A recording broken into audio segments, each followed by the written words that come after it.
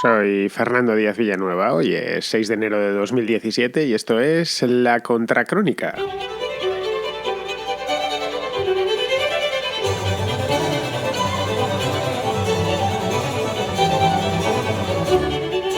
Dentro de un mes exacto, el 5 de febrero, para ser más concretos, México celebrará el centenario de su Constitución.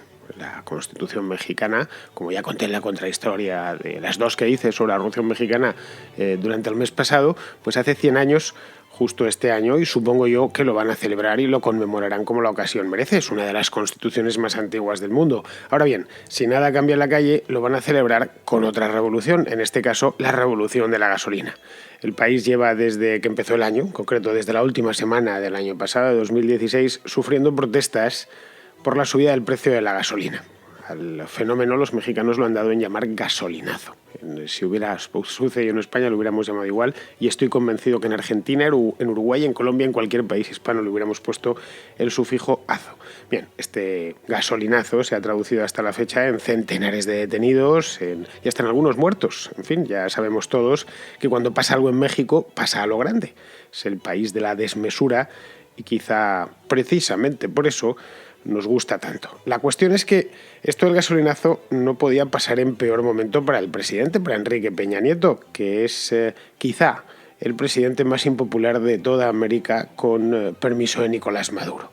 La pregunta, por lo tanto, sería, ¿por qué ha hecho esto? Sí, tantas ganas tenía de irse al carajo y si no le quedaba otra opción.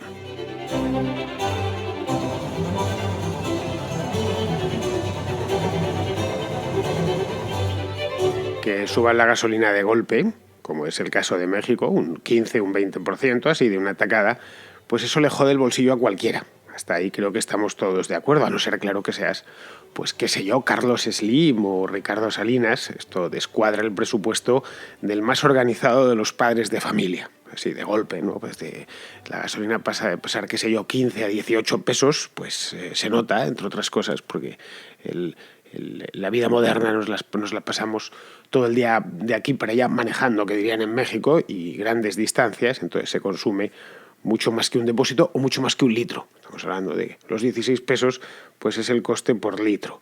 Claro, y esto si lo miramos en México, que es precisamente un país que vive subido encima de un coche, que hace un uso intensivo del automóvil, ¿no? Una vez subes el precio de la gasolina, automáticamente la gente, el votante, el contribuyente, lo nota en el acto. Pocas subidas de precios se notan, y luego además tienen unas consecuencias tan directas en todo el tejido económico, porque a fin de cuentas todos los bienes hay que transportarlos, y se transportan, no siempre, pero se transportan básicamente en vehículos movidos por gasolina o por diésel. En el caso de México hay muchísimo transporte por tren, pero los trenes mexicanos, a diferencia de los trenes españoles, circulan con locomotoras diésel. Aquí en España el sistema ferroviario está ya muy electrificado, entonces no es tan dependiente, digamos, las operadoras ferroviarias del precio del combustible, como es el caso de las operadoras mexicanas, que por cierto son privadas, y el ferrocarril mexicano está liberalizado hace ya muchísimos años, como 20 años, una cosa así, o más de 20 años. Bien. Cuando esto sucede en cualquier país, no solo en México, lo primero que se empiezan es a buscar responsables, ¿no? Bueno, a ver, ¿quién es el culpable de esto? De que tenga que pagar este dineral por el litro de gasolina. Y lo normal es que se culpe al principio al proveedor. En el caso de México es Pemex, que es la empresa estatal de petróleos. En este punto, claro, diréis, pero vamos a ver, ¿cómo van a culpar al proveedor, que es Pemex, que es la única operadora allí, si México es un país petrolero? Es lo que, por cierto, algunos españoles han pensado. Pero bueno, ¿cómo es posible que en México sea la gasolina cara si México es un país petrolero? Pues no lo es. México, eso es quizá la sensación que tengamos aquí, pero no lo es. México es un país que produce petróleo, pero no es propiamente un país petrolero. Es decir, no es como Venezuela, que vive de ese petróleo. Es una actividad económica más importante, sin ninguna duda, clave, podríamos decir, en la economía mexicana, pero no es la principal, ni el país depende al 100% de la cotización del precio del barril. Actualmente, además, no podría tampoco hacerlo, aunque quisiese. Bueno, podrían hacerlo, pero no quiero ni pensar la renta de los mexicanos si solo viviesen de su producción petrolífera.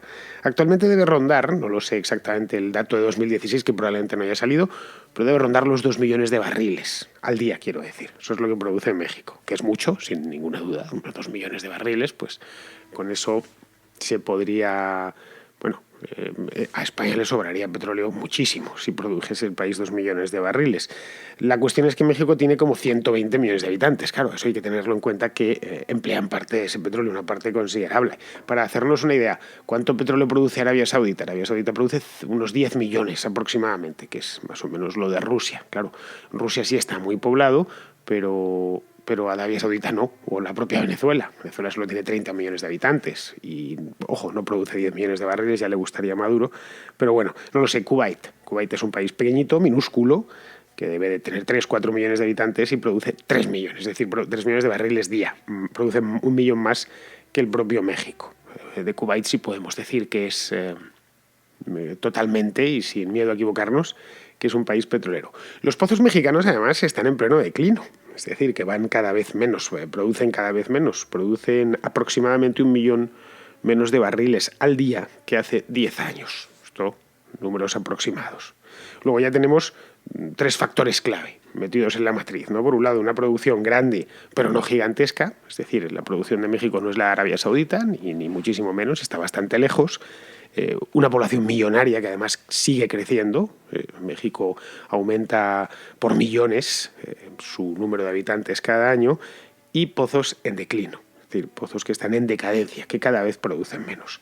Luego, lo que no pueden exportar, es decir, o mejor dicho, lo que pueden exportar, lo que pueden sacar a la exportación y les reporta divisas, cada año es menos, ya que el mercado nacional, lógicamente, pues se bebe en México aproximadamente la mitad de la producción. Se lo debe para poder funcionar. Pero nos faltaría un elemento más para poderlo entender del todo, y es que al carro no se le pone petróleo en crudo, al carro se le pone gasolina. Y esa gasolina hay que refinarla. La gasolina no es un producto primario que saquemos del fondo de la tierra y se la metamos automáticamente al camión o al autobús. Tiene que pasar por un estadio intermedio que se llama el refino. Bueno, pues en el tema del refino también ha bajado México. Es decir, México solo puede refinar a día de hoy aproximadamente unos 600.000 barriles diarios. Pero el país, en cambio, consume cerca de 1 millón. Luego los 400-500.000 restantes los tiene que importar. Es decir, gasolina ya refinada en el extranjero, pues que viene del mismo Estados Unidos, por ejemplo. Podría darse el caso, incluso un barril extraído en México que va a Estados Unidos, se refina en Estados Unidos y vuelve. Y vamos, no es que podría, es que se da, de hecho, ese caso. Y vuelve a México en forma de gasolina. Concluyendo, México no solo no es un país petrolero, sino que además gestiona muy mal su riqueza petrolera, que es una riqueza fastuosa y una suerte que ha tenido el país de tener esas reservas tan grandes, especialmente en el Golfo de México, pero no solo en el Golfo de México, y en cambio está gestionada de manera pésima. La pregunta que nos podríamos hacer, o que por lo menos yo me hice en su momento, es ¿por qué la gestiona tan mal? Parecen tenerlo todo, una producción apreciable, bien, mercados cercanos para exportar, como es los Estados Unidos mismamente, que es el mayor consumidor del mundo. Bueno, pues básicamente, y por resumirlo, porque Pemex es una empresa estatal, y lo es desde hace 80 años. Es decir, desde hace 80 años goza del monopolio más absoluto en todo lo relativo a extracción, refino y distribución de petróleos. Con esto ya lo digo todo. Pemex se creó en 1938, es decir, va a hacer 80 años el año próximo.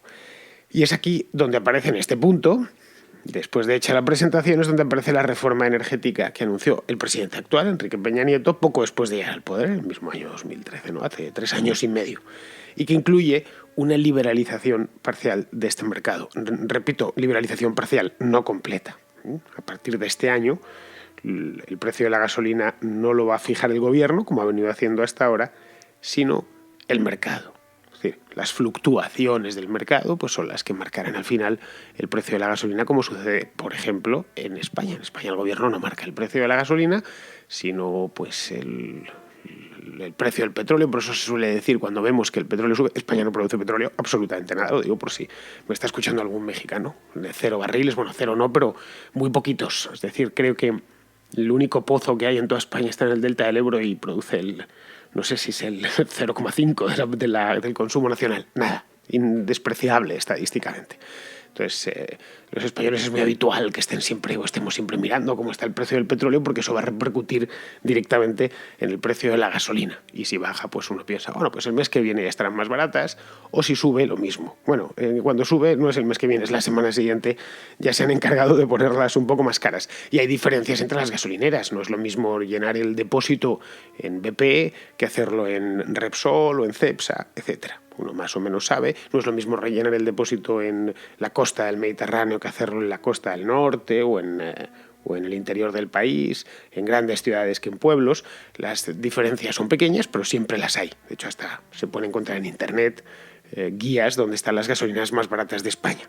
Esto desde hace muchos años, la gente que utiliza mucho el automóvil, pues se lo sabe. No es mi caso, porque voy en una motillo que consume muy poco, es decir, a mí el precio del petróleo y el precio de la gasolina me afecta poco, pero me consta que a mucha gente es uno de los precios que más afectan directamente a su vida, a pesar de que el precio del petróleo siempre afecta de cualquier manera, aunque no tengamos vehículo, aunque no sepamos ni siquiera conducir. Nos afecta porque los alimentos con los que llenamos la nevera han tenido que llegar hasta la tienda de algún modo y suelen llegar por lo general en furgonetas, camiones, etcétera, etcétera, etcétera.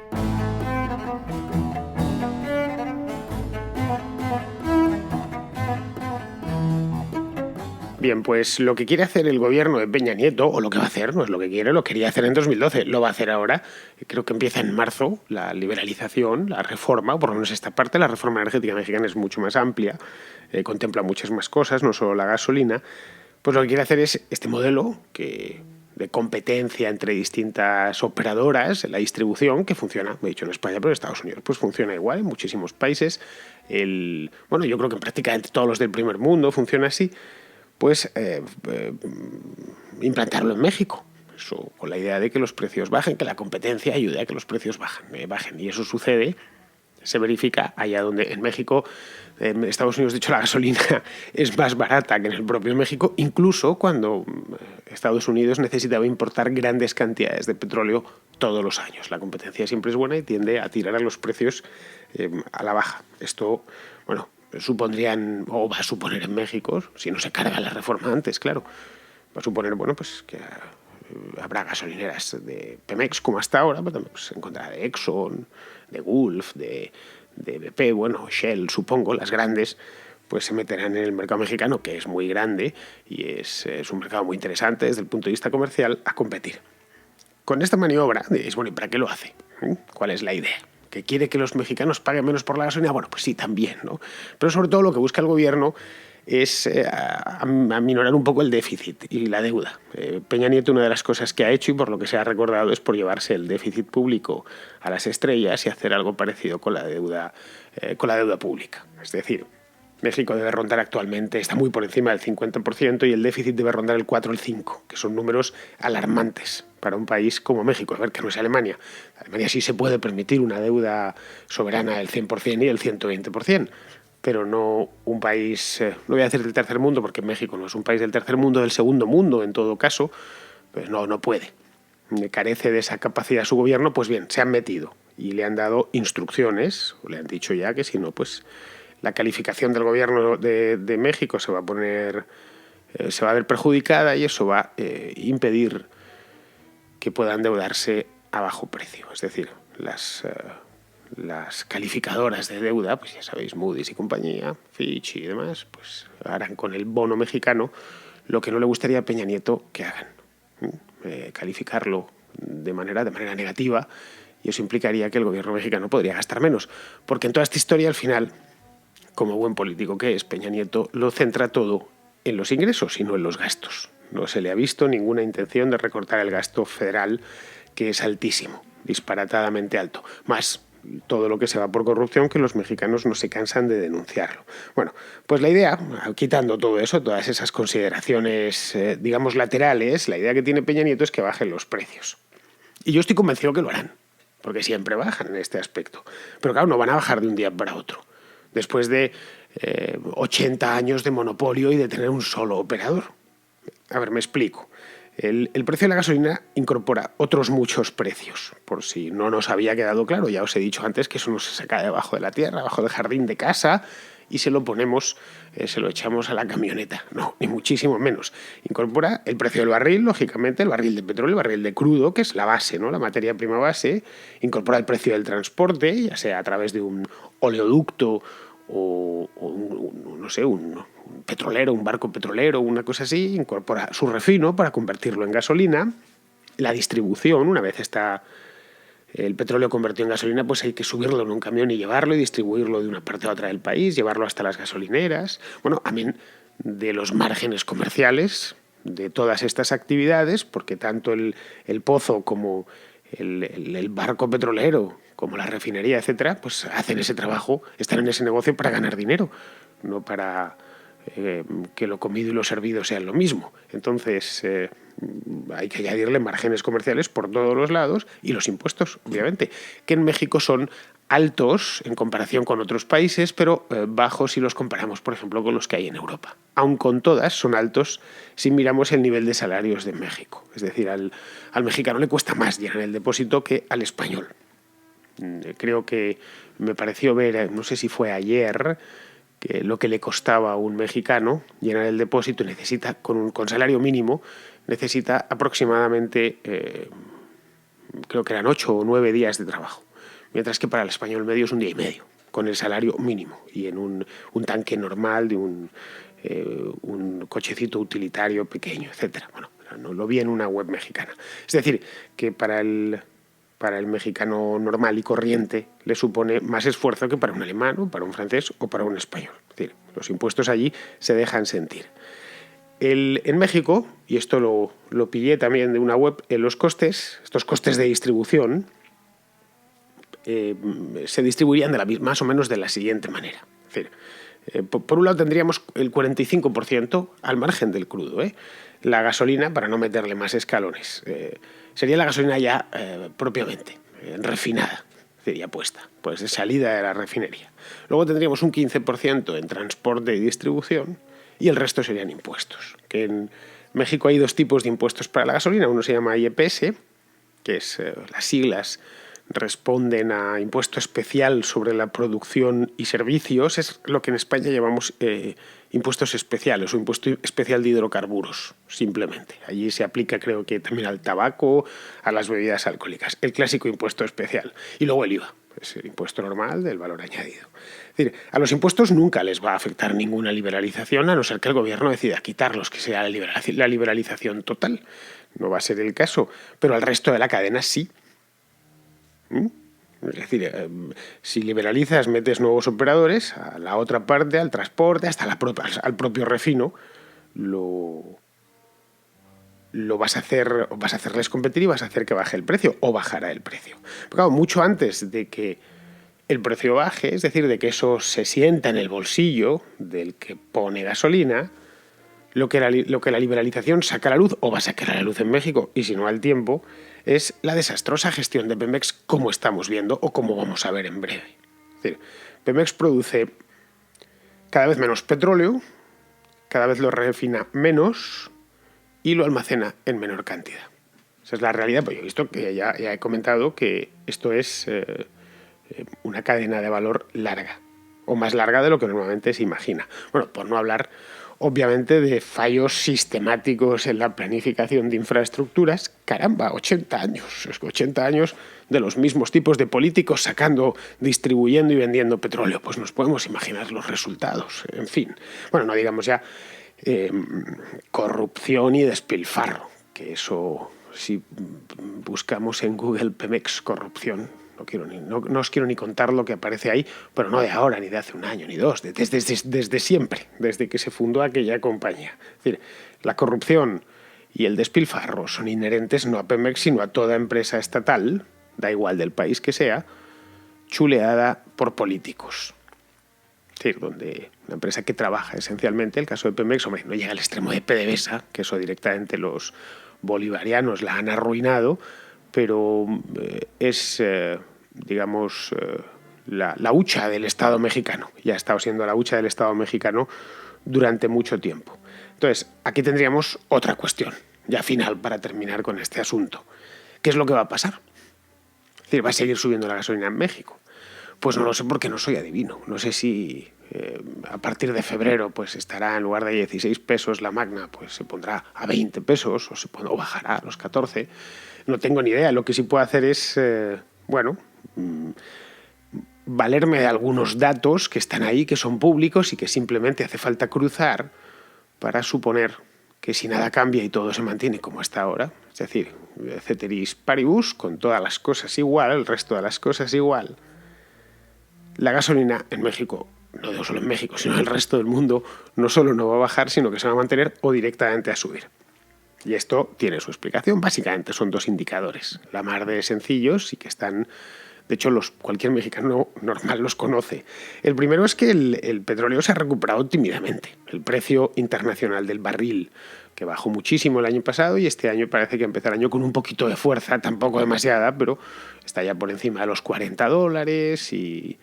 Bien, parece que el acuerdo este que han hecho los países de la OPEP, no sé si lo cumplirán, generalmente no lo cumplen, pero bueno, ha conseguido que el precio del barril repunte un poco. Eso por un lado. Y por otro, no hay más que irse a la cotización del dólar.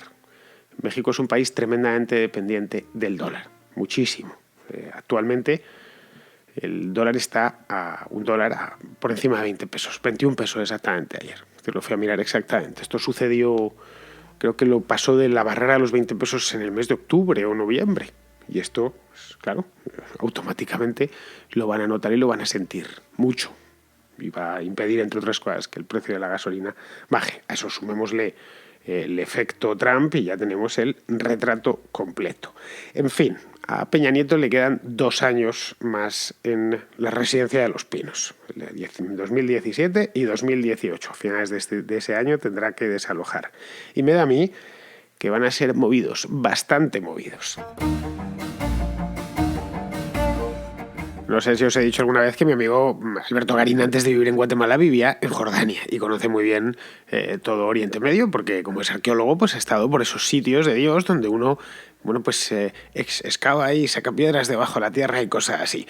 Pues ayer cuando vio que estaba la contracrónica estaba dedicada a temas israelíes, que él conoció, vivió en Jerusalén, es decir, es un hombre de mundo, un Indiana Jones a la madrileña, pues se lo escuchó y empezó a sacar pegas, lo cual es muy de Alberto, ¿para qué engañarnos?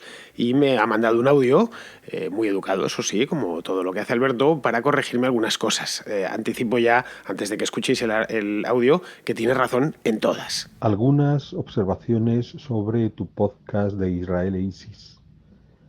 Creo que has confundido la Transjordania, que es el actual reino hachemita de Jordania, con la Cisjordania, que son los territorios ocupados de Palestina que están en el margen occidental del Jordán. También creo que cuando hacías referencia a los musulmanes en Israel, estás equivocándote con los israelíes musulmanes y los israelíes araboparlantes, donde hay un grupo importante de cristianos junto a los musulmanes. En tu 1.200.000 no todos son musulmanes, una parte importante son cristianos. Y una tercera observación, aquí sí que date la razón, en que hay una lucha de egos entre Hamas e ISIS que no va a permitir que Hamas ceda su espacio. Eso también explicaría por qué nunca ha habido un acuerdo realmente cerrado entre Hamas y Hezbollah, aunque parece que luchan por causas comunes. Pero además oímos hablar poco de Gaza, porque cuando los israelíes no intervienen en la franja, no interesa publicitar un territorio controlado por un régimen integrista islámico y explicar lo que eso significa. Después de todo, jamás, por alguna razón, es bien visto entre la progresía occidental y no interesa dar esa imagen de integrismo islámico. Lo de la Transjordania es cierto, dije Transjordania y no Cisjordania, que es como se llama. Ya sabéis que en inglés lo llaman West Bank, que sería Banco del Oeste. Lo que pasa es que si yo digo lo del Banco del Oeste me viene a la cabeza automáticamente la imagen de un banco, pero de un banco donde dejar el dinero, o de un banco que está en el Parque del Oeste, el Parque del Oeste de Madrid. La cosa es que esto de West Bank es intraducible al español y hay que decir Transjordania, Cisjordania. Bueno, lo que sea, es Cisjordania. Más dije varias veces Transjordania y ya lo siento. Fue al empezar a hablar ya te quedas con una palabra que se te cuela como un gusano en la mente y no hay manera de sacártela. En fin, eso es cierto. Respecto al otro, lo saqué del... creo que lo saqué del el factbook este de la CIA, que están todos los datos, el número de... Lo otro quiero decir, el número de musulmanes que hay en Israel, el 1.200.000. Creo que lo saqué de una de estas cosas que hay por internet, o el Banco Mundial, no lo recuerdo. Sé que una estadística, anduve buscándolo. Estas veces que buscas por Google no sabes el número exacto. De hecho, yo sabía que era en torno a 1 millón, pero no sabía el número exacto de musulmanes. Además lo ponía Muslim Population, pues es lo que me daba. Podría ser efectivamente que sea población árabe. Y dentro de esos árabes hay también muchos cristianos, que árabe no es sinónimo de musulmán, a pesar de que muchas veces nos empeñemos o lo asociemos directamente. No es, hay árabes y gente de árabo parlante que no practica la religión musulmana, y no porque sea apóstata o lo haya dejado, simplemente porque jamás la practicaron ni él ni sus antepasados. El ejemplo más claro pues son en el Líbano, ¿no? Uno de mis autores favoritos, que es Nassim Taleb, es árabe, de hecho su apellido Taleb significa estudiante, es la misma raíz que talibán, y él no tiene absolutamente nada de talibán, y bueno, no es musulmán ni lo ha sido jamás, es todo lo contrario, es cristiano ortodoxo, no sé qué rama de la ortodoxia de esa zona, porque hay un montón de confesiones extrañas del cristianismo que aquí para los católicos romanos pues nos resultan un poco raras. Bien, eso lo saqué de ahí. En el resto pues nada, no hace falta que me excuse, porque parece ser que a Alberto pues le ha gustado. De cualquier manera, el tema este de Israel siempre da mucho que hablar, me consta, no lo trato demasiado, porque Israel está con un perfil muy bajo en general. Lleva bastantes años con un perfil bajo en política internacional, y sé por los israelíes que conozco y gente cercana a aquel país que es su intención, ser un país más que viva de la manera más armónica y pacífica posible con sus vecinos, simplemente. Dedicarse al desarrollo económico y a vivir bien, que es a lo que aspira cualquiera que no está loco ni que quiere imponerse sobre el país de al lado, ni que quiere fundar un imperio, ni nada por el estilo. Entonces, se habla poco Israel, y de lo cual me alegro. Y espero que se siga hablando poco, sinceramente lo digo, porque cuando se habla de Israel generalmente es para mal, es porque ha habido masacres o porque hay una guerra o por lo que sea. Bueno, y antes de irme, que además estamos en Día de Reyes y tampoco es para marearos más de lo necesario, os recuerdo ya un día más, pienso hacerlo hasta el día 17, bueno, el 17 no lo recordaré pues estaremos ya en el lío, pero hasta el día 16, el día 17 de este mes, es decir, dentro de exactamente, pues estamos a día 6, pues calculad 11 días. Dentro de 11 días vamos a hacer el contralibro. Digo, vamos a hacer, utilizo la primera persona al plural en plenitud de condiciones mentales. Es decir, vamos a hacer porque vosotros vais a colaborar con el programa en tanto que me vais a mandar los libros, que si os parece poco vais a ser la parte fundamental del programa. Yo casi me voy a limitar a locutarlo y a hacer simples comentarios. Entonces, va a ser la meta contracrónica, ¿no? Una cosa ya de prácticamente hecha por los oyentes, conmigo cosiendo y editándolo, que es la labor más desagradecida de cualquier programa de radio, es luego pasarlo por el ordenador y editarlo y que suene bien. Bueno, el contralibro, por si acaso alguno no lo había escuchado, yo qué sé, es la primera vez que escuché el programa o lo que sea, el contralibro consiste en que me enviáis un comentario sobre un libro por una nota de voz y de máximo 1 minuto de duración. Ya está, simplemente. Título del libro, el autor, editorial y un comentario. Una reseña, puede ser también un comentario de un libro que nos guste. Es tan válido como el comentario del libro que os gusta. Esto lo enviáis al teléfono siguiente, que es el 690 827909 por WhatsApp. Es decir, no llamáis al teléfono porque lo tengo apagado como móvil. Nada más funciona, está enchufado a una red wifi y nada más tiene conexión de datos. Entonces, no lo intentéis. Lo digo por si alguno lo ha intentado o ha ido por ahí. No lo quité porque por si acaso alguien le da por llamar y no tenía intención de cogerlo. Entonces, es un teléfono que compré solo para eso, exclusivamente para el tema del WhatsApp de la Contracrónica. Así de desprendido soy. Bueno, ya sabéis, 690 82 7909. Si estáis fuera de España o lo enviáis desde un teléfono móvil que no es español, pues hay que ponerle más 34 delante. Muchos de vosotros que estáis por ahí por el ancho mundo, pues me lo enviáis sin ningún problema. Esto es una cosa que hasta la invención del WhatsApp no podíamos tener. Era muy difícil que alguien te llamase desde México, por ejemplo, o desde Argentina, o desde Chile, o desde cualquier país lejano, porque costaba mucho hacer una llamada internacional. Ahora cuesta lo mismo enviármelo. Yo estoy en Madrid, bueno, pues cuesta lo mismo que me lo envíen desde Toledo, que está aquí al lado, o que me lo envíen desde, yo qué sé, la Tierra del Fuego o Alaska. El coste es exactamente el mismo. Muy bien, pues aquí termino en este Día de Reyes, que en España es festivo, además es un día muy especial, y me despido de vosotros hasta mañana.